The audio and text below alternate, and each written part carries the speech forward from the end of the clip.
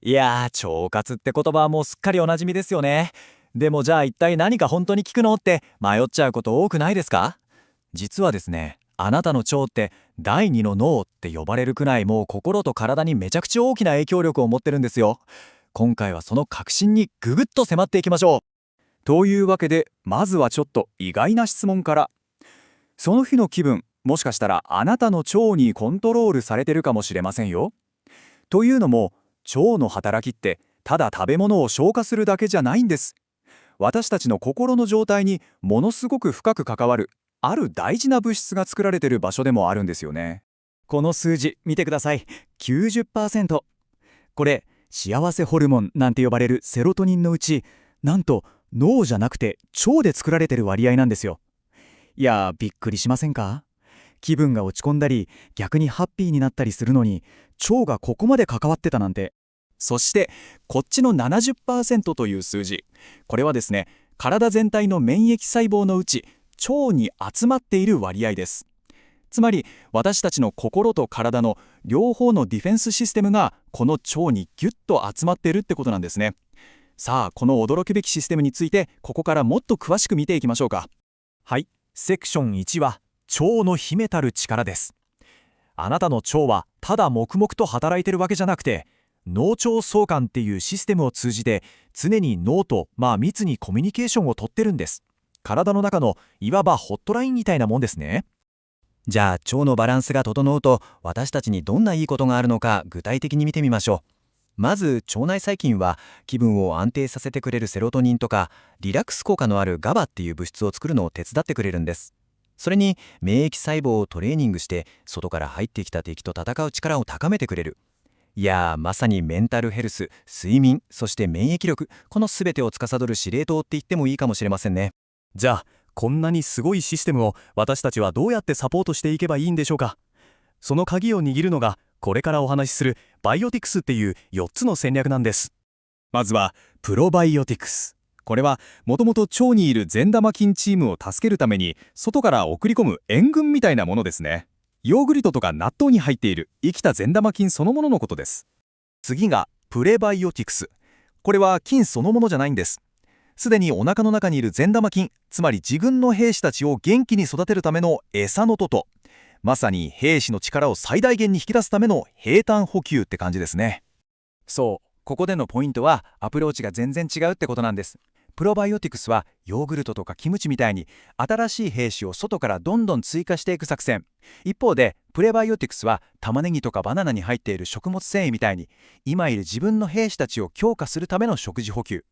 どっちも大事なんですけど役割が違うんですね。そしてこの2つを賢く組み合わせたのがシンバイオティクスです。これって援軍として送り込む兵士が現地でしっかり活躍できるようにお弁当、つまり餌を持たせて送り込むようなイメージ。オートミール入りのヨーグルトなんてまさにこの完璧な例ですよね。そしてこちらが最新のトレンド、ポストバイオティクスです。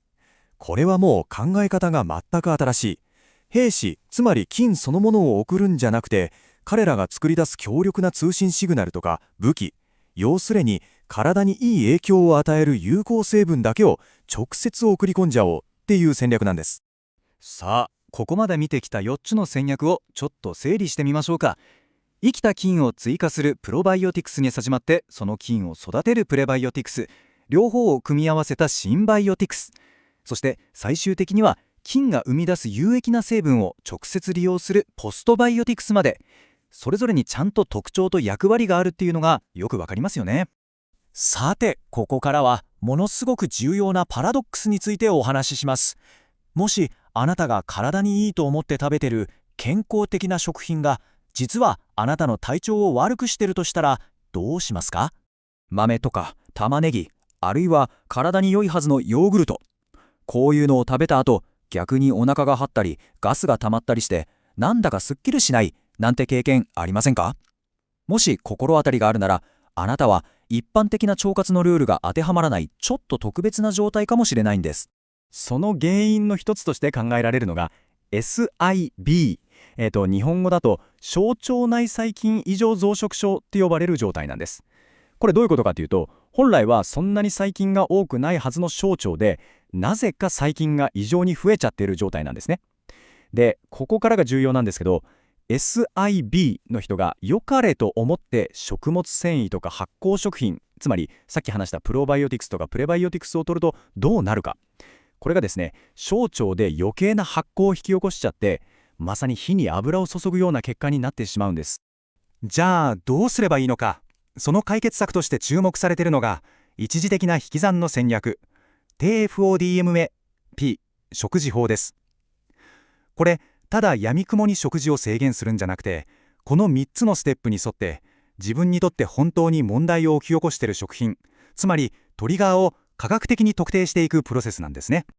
ここまでの話から一番大事なことが見えてきますよね。それは腸活にこれさえやっておけば OK みたいな万能の正解はないってことです。大切なのは自分自身の体の声に耳を傾けて、あなただけのプランを見つけることなんです。さあ、あなたに合うのはどっちのプランでしょう。多くの人にとって有効な発酵食品とか食物繊維をどんどん足していく足し算のプランか、それともまずはお腹の不調を落ち着かせるために原因になりそうな食品を一時的に引いてみる引き算のプランか、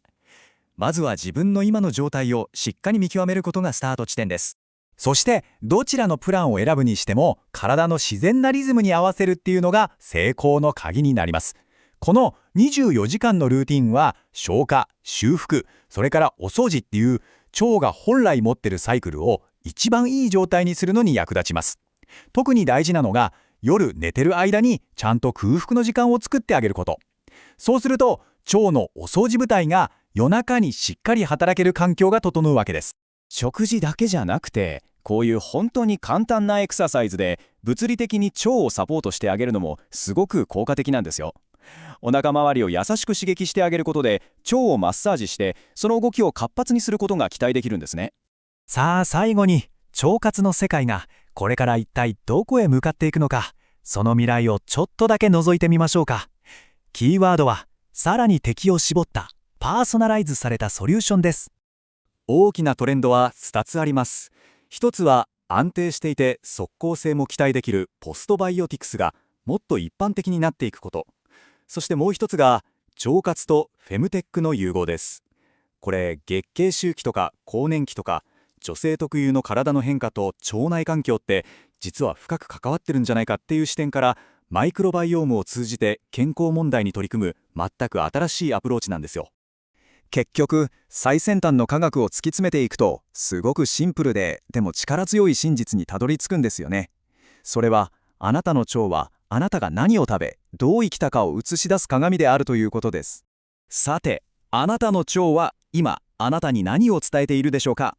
その小さな声に耳を傾けることを学べば、世の中の健康情報に振り回されることなく、あなた自身の心と体のための本当の意味でパーソナルなプランを今日から築き始めることができるはずです。